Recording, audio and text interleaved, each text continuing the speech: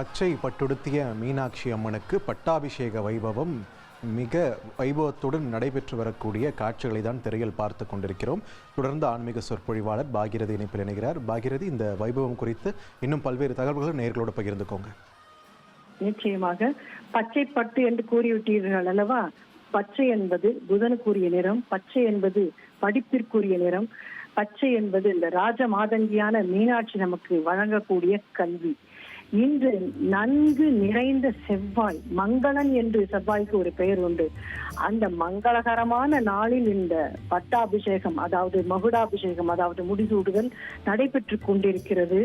இப்பொழுது தசமி திதி நடைபெற்றுக் கொள்கிறது. தசமி திதி என்றுதான் ராமர் ராவணனை வென்றார். பல்வேறு நிகழ்வுகளை நாம் கூறலாம். அதே போல் இந்த தசமி அன்று இவள் வெற்றி வாகை சூடி இவள் நமக்கு அரசியாக வீற்றிருக்கிறாள், என்றும் வீற்றிருப்பாள். அது மட்டுமல்ல, இன்று மக நட்சத்திரம் நடந்து கொண்டிருக்கிறது. மகம் ஜகத்தை ஆளும், அவள் ஜகத்தை ஆள்பவள் அல்லவா?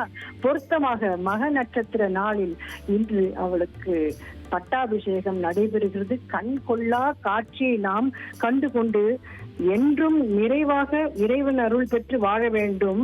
தமிழ் பாக்களின் ஒட்டுமொத்த தொகுப்பாக அழகாக நமது மீனாட்சி விளங்குகிறாள். மீனாட்சிக்கு பிறகு அவளுடைய மகன், அதாவது முருகப்பெருமான் என்ற மங்களன் அல்லவா? அந்த மங்களன் ஆண்டது உக்கிரபாண்டியன் தான் ஆண்டார். மீனாட்சி ஆண்ட பொழுது தேன் நிரம்பி தரும் இனிமை தமிழினை மாலையாக கொண்டு அவள் அழகுற இருந்ததோடு மட்டுமல்லாமல் வீரத் தமிழச்சியாகவும் விளங்கி நாட்டை ஆண்டிருக்கிறாள். சிங்கப்பெண் என்று இப்பொழுதெல்லாம் அவள் சிங்கத்தின் மீது ஏறி அரசாட்சி செய்தவள் சிங்கப்பெண். அவள் மும்மலங்களில் ஒன்றானவும் முதன்மையானதுமான தான் என்ற அகந்தை கிழங்கை கிள்ளி எரிபவள் அவள். உள்ளத்தில் ஒளிரும் மெய்ஞானமாக விளக்காக திகழ்பவளே மீனாட்சி. பனிமலை சிகரமாகி இமயமலையில் விளையாடும் இளமையானதும் மென்மையானதுமான பெண் யானை போன்றவளே மீனாட்சி. புவனமெல்லாம் கடந்து நின்று அதை தன்னுடைய ஆடையாகவும் அணிந்து பரம்பொருள் தன் உள்ளத்தில் அழகு தோன்றுமாறு எழுதி பார்த்திருக்கும் உயிர் ஓவியம் மீனாட்சி. பரம்பொருளை வென்றவர், சொக்கநாதனை வென்றவர். சொக்கநாதன் இவளை பார்க்கிறார். சொக்கன் சொக்கி போகிறார். சொக்கன் ஏன் அவர் அந்த பெயர் பெற்றார் என்றால், சொக்கி போனதால் சொக்கன். மீனாட்சியின் அழகில் சொக்கி போனதால் அவர் சொக்கன்.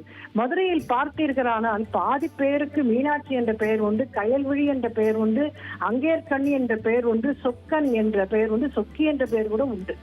அந்த அழகில், சொக்கனுடைய அழகில் சொக்கி போனவள் சொக்கன். இவள் அழகில் சொக்கி போனதால் அவளுடைய மூன்றாவது தனமானது மறைந்தது. அவள் மற்ற அகில உலகையும் தன் வீரத்தால் வென்றாள்.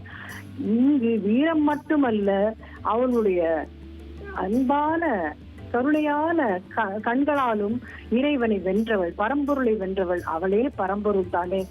சக்தி வடிவாக மீனாட்சி இங்கு இருக்கிறாள். 4 மாதம் அவள் அரசாள்பவள் ஆக கூறப்பட்டுள்ளது.